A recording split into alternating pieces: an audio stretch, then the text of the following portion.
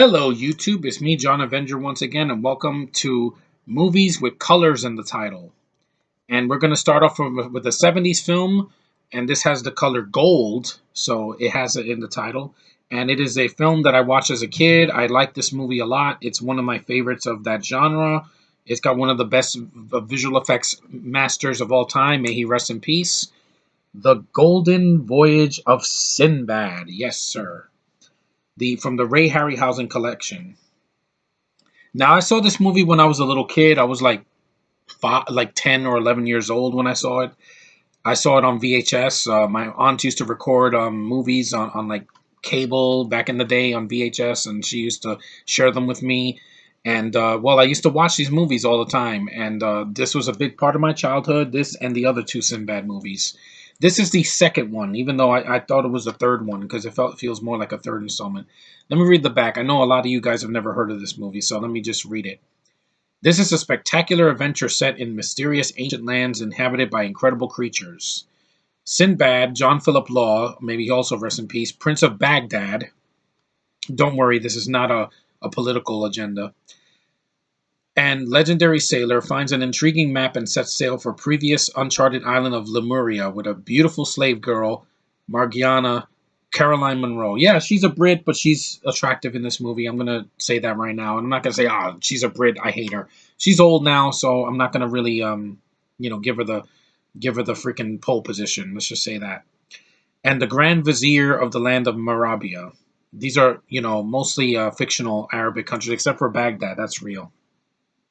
Prince Kura, Tom Baker, who, yeah, basically he's Jafar from Aladdin in this movie, except there's no genie, and he was the Doctor Who. People know Tom Baker as one of the doctors in Doctor Who. An evil wizard who is trying to gain control of Marabia through his manipulation of malevolent spirits, and he's a creepy guy, by the way. Follows in an effort to thwart Sinbad's quest. Sinbad teaches Lemuria in spite of an enchantment. Korra casts upon the giant figurehead of Sinbad's ship, which brings it to life. On Lemuria, Sinbad and his stalwart crew encounter a six-armed sword brandishing statue. That's the thing over here. Looks like Buddha. A one-eyed centaur and a griffin. Finally, Sinbad confronts Korra in a face-to-face duel to the death. 3.5 stars, good fun, wonderful Harryhausen special effects and motion picture guide.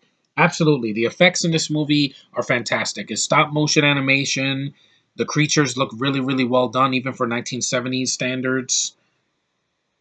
It was 1973, so it's a long time ago. And they still hold up. Like this movie still holds up. It looks great. Gordon Hessler did a good job directing the cast. It says G, but there is blood in this movie. There's a scene where Korra takes a knife and he cuts his hand and he puts the blood on this dead gargoyle to bring it back to life. It's some really sadistic stuff. And also, there's a scene that he's reading an Arabic like passage or something. That scene kind of bothers me because that language, all of those languages scare the hell out of me. Let me say it right now: Farsi, Arabic, whatever, just Palestinian, whatever they speak. It just really just unnecessary, really, really creepy.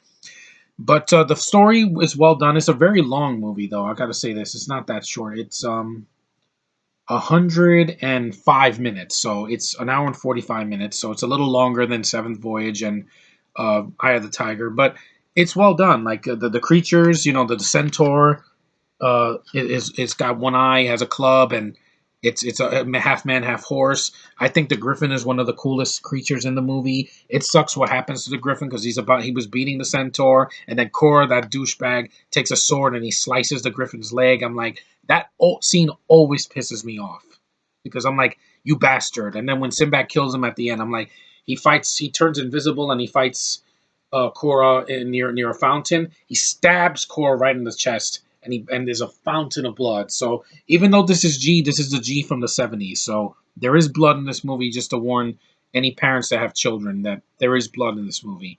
The crew members are very likable. John Philip Law is a good Sinbad. The story is fast paced. It goes by real quick. Even though it's an hour and 45, it doesn't feel that long. The makeup effects on one of the kings. He has a helmet on and they take it off and he has like his face is messed up, but it's really well done makeup. Take that, Last Failure. This is how you do makeup the right way without it looking like crap, like freaking Snoke and his Voldemort disfigured head. Um, but this movie is really well done. It is golden, I would say. Yeah, gold. See right there. And I wish this movie had special features. It only has featurettes from other films. Uh, I would have liked to hear a commentary to see how they did the effects and where they filmed the locations at. And this also has a great score. It has it has no CGI, which is great. It's real locations, real boats, real water, real stunt work. John Philip Law does a scene in a rope it's really him. It's not a stunt double because back then it was hard to get stunt doubles for everybody. And whatchamacallit, Caroline Monroe, she's lovely. I know I'm not a fan of her people for the most part. I know Tom Baker's a Brit too, but he's playing an Arab, and he plays a really convincing villain. I will say that he's a better actor. These are better actors than the freaking people we got in The Force Awakens and Rogue One, etc., etc., etc. I'm sorry. People back then actually put effort and tried and had to use accents that they were not used to. Nowadays, it's like every Brit wants to do an American accent, and it takes me out of it. Here, I buy it because this is 1973. They had better actors, better freaking writing, better directors. You actually had filmmaking going on, not oh, we don't have a real actor. Let's put a CGI face. No, that doesn't work for me. Get me some real flesh and blood here. The crew members, there's a guy that has an afro. He's the comic relief. He's a fun character.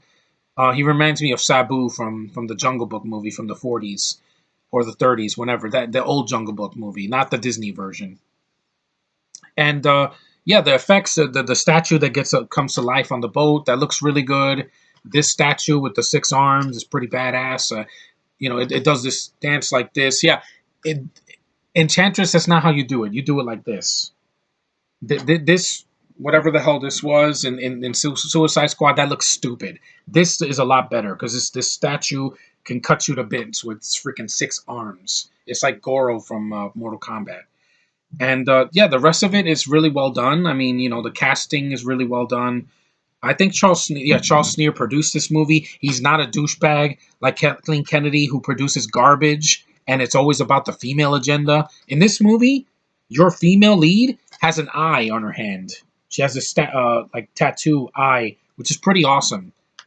The hobo can never get a tattoo on her hand and make it look. It would look stupid. This is actual real makeup effects done by real artists, real people, not freaking posers. There, I said it.